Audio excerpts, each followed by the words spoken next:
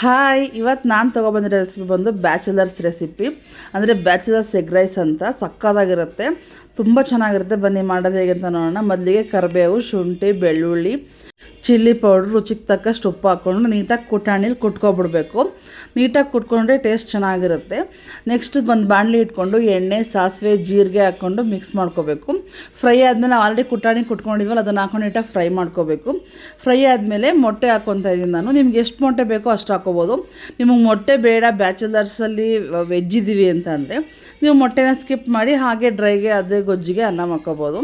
ಈಗ ಇದೇ ಥರ ಡ್ರೈ ಆದಮೇಲೆ ನೀಟಾಗಿ ನೋಡಿ ಡ್ರೈ ಆಗಿದೆ. ಡ್ರೈ ಆದಮೇಲೆ ರೈಸ್ ಹಾಕ್ಕೊತಾ ಇದ್ದೀನಿ. ಈಗ ರೈಸ್ ಹಾಕ್ಕೊಂಡು ನೀಟಾಗಿ ಮಿಕ್ಸ್ ಮಾಡ್ಕೊತಾ ಇದ್ದೀನಿ. ನೀಟಾಗಿ ಒಂದು ಮಿಕ್ಸ್ ಕೊಡಬೇಕು. ಮಿಕ್ಸ್ ಆದಮೇಲೆ ರುಚಿಗೆ ಉಪ್ಪು ಸರಿಯಾಗಿ ಅಂತ ನೋಡ್ಕೊಂಡು ಉಪ್ಪು ಹಾಕ್ಕೊಳ್ಳಿ. ನೆಕ್ಸ್ಟ್ ಲಾಸ್ಟಲ್ಲಿ ಕೊತ್ತಂಬರಿ ಸೊಪ್ಪು ಹಾಕ್ಕೊಂಡ್ರೆ ಬ್ಯಾಚುಲರ್ಸ್ ಎಗ್ ರೈಸ್ ರೆಡಿ ಆಯಿತು. ಬನ್ನಿ ಟೇಸ್ಟ್ ನೋಡೋಣ, ಸಖತ್ತಾಗಿದೆ. ಇದೇ ರೀತಿ ವೀಡಿಯೋಗಳಿಗೋಸ್ಕರ ನಮ್ಮ ಚಾನಲ್ ಸಬ್ಸ್ಕ್ರೈಬ್ ಮಾಡ್ಕೊಳ್ಳಿ, ಲೈಕ್ ಮಾಡಿ, ಶೇರ್ ಮಾಡಿ. ಬಾಯ್.